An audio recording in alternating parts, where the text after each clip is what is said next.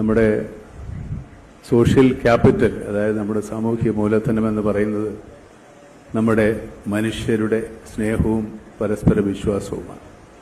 അത് നമ്മൾ ഒരുപാട് പ്രാവശ്യം കണ്ടിട്ടുള്ളതാണ്, നമ്മൾ ലോകത്തിന് മുമ്പിൽ തെളിയിച്ചിട്ടുള്ളതുമാണ്. ആ അനുഭവം തന്നെയാണ് എനിക്കുമുണ്ടായത്. എനിക്ക് വേണ്ടി പ്രാർത്ഥിക്കാത്ത, എനിക്ക് വേണ്ടി പള്ളിയിൽ ഒരു മെഴുകുതിരി കത്തിക്കാത്ത, ഒരു വഴിപാട് കഴിക്കാത്ത, ഒരു സമയം പ്രാർത്ഥിക്കുമ്പോൾ എനിക്ക് വേണ്ടി ദുആ ചെയ്യാത്ത മലയാളികളില്ല എങ്ങും. അതെനിക്ക് പരിപൂർണ ബോധ്യമാണ്. എന്നെപ്പറ്റി ഒരുപാട് ആരോപണങ്ങളുണ്ട്. ഞാൻ തലക്കനമുള്ളവനാണ്, ഞാൻ അഹങ്കാരിയാണ്, ഗർവുള്ളവനാണ്, ക്ഷിപ്രകോപിയാണെന്നൊക്കെ ഈ പറഞ്ഞവരൊക്കെ കൂടിയും എനിക്ക് വേണ്ടി പ്രാർത്ഥിച്ചിട്ടുണ്ട്.